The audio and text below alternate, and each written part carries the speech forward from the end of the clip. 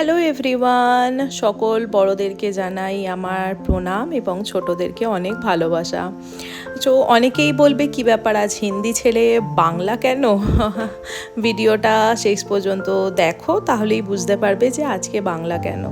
আসলে ব্যাপারটা হচ্ছে, আজকে আমরা গেছিলাম ব্যাঙ্গালোরের একটা ইবিসিএ বলে একটা গ্রুপ আছে। এনারা সমস্ত রকম বাংলার যত কালচারাল প্রোগ্রাম, দুর্গাপুজো, লক্ষ্মী পুজো, পয়লা বৈশাখ, তারপর রবীন্দ্র জয়ন্তী, সমস্ত কিছু এনারা পালন করেন।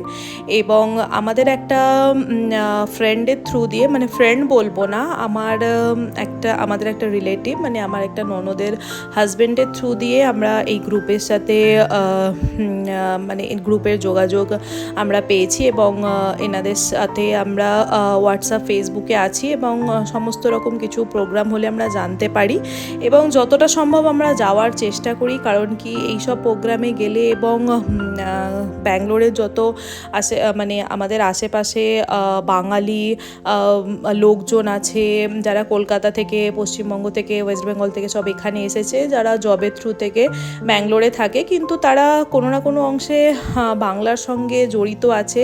সেটা খাবার দাওয়ার দিক দিয়ে বলুন, পোশাকের দিক দিয়ে বলুন, কালচারাল প্রোগ্রাম, সমস্ত দিক দিয়ে তাদের সঙ্গে একটা যোগাযোগ হয়, যেগুলো আমাদেরও খুব ভালো লাগে।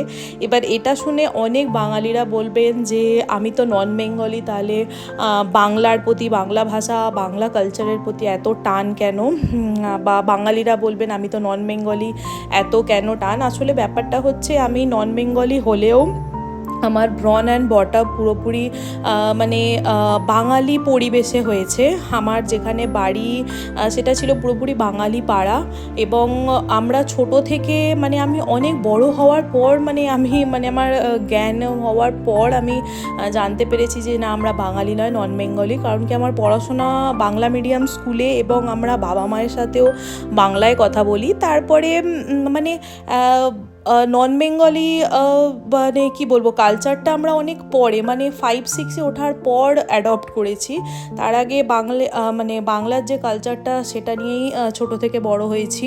এবং বন্ধুবান্ধব বেসিক্যালি বেশিরভাগ মানে কলেজ লাইফ অবধি পুরোপুরি বাঙালি ছিল। তো আর ওই জন্য ব্যাপারটা হচ্ছে, যেহেতু কলকাতায় ব্রন অ্যান্ড ব্রট আপ, তো বাঙালি ভাষা, বাঙালি কালচার আমাদের কাছে খুবই পরিচিত। আমার এবং বিয়েও হয়েছে, তো সেটাও বাঙালি পরিবেশ। কিন্তু মানে আমার শ্বশুরবাড়িতে একটু আমরা হিন্দিতে কথাবার্তা বলি, কিন্তু আমাদের বাড়িতে, মানে আমার নিজের বাপের বাড়িতে, আমরা পুরোপুরি বাংলাতেই কথাবার্তা বলি। ওই জন্য বাংলা ভাষা, বাংলা কালচারের প্রতি টানটা একটু বেশি আছে। আর তো ব্যাস, আজকে চলে এসেছিলাম এখানের একটা কালচারাল প্রোগ্রামে, যেটা রবীন্দ্র জয়ন্তী উৎসব পালনের জন্য হচ্ছিল। এবং এখানে বা বাঙালি কালচারাল প্রোগ্রামে আসা মানে খাওয়া দাওয়া তো আছেই।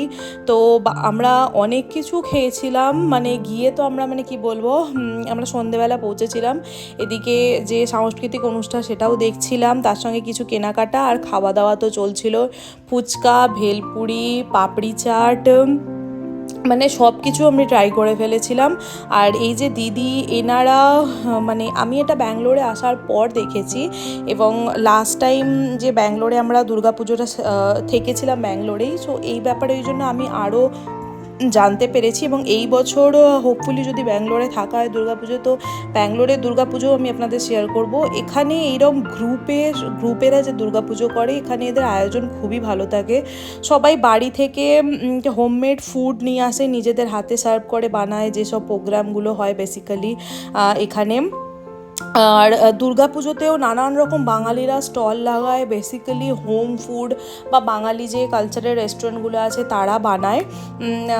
সো ওগুলো আমি এবছর থেকে ব্যাঙ্গালোরে প্রচুর অনুভব করেছি, যে ব্যাঙ্গালোরে সত্যি বাঙালি সংখ্যা প্রচুর প্রচুর, মানে হায়দ্রাবাদে এত ছিল না, কিন্তু ব্যাঙ্গালোরে বাঙালি কালচারটাও অনেকটা মানে আছে। খাবার দাবার বাঙালি ওয়েতে বাংলার খাবার দাবার পাওয়া যায়। আর এরম কিছু কিছু গ্রুপ আছে তাদের সাথে যদি আপনার যোগাযোগ থাকে তাহলে আপনি অনেকটা অংশে আপনি মানে অনুভব করবেন ব্যাঙ্গালোরেও বাংলাকে, মানে বাংলার লোকজন, বাংলা সংস্কৃতি, এগুলোকে আপনারা অনুভব করবেন অনেকটা অংশে।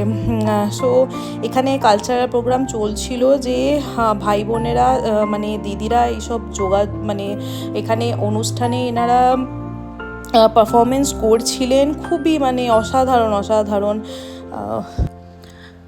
আর চাট ফুচকা খাওয়ার পর মিষ্টি মুখও আমরা করে নিয়েছিলাম রসমালাই দিয়ে, যেটা খুবই টেস্টি ছিল। আর এদিকে যে সাংস্কৃতিক অনুষ্ঠান হচ্ছিল সেটাও আমরা খুব এনজয় করছিলাম।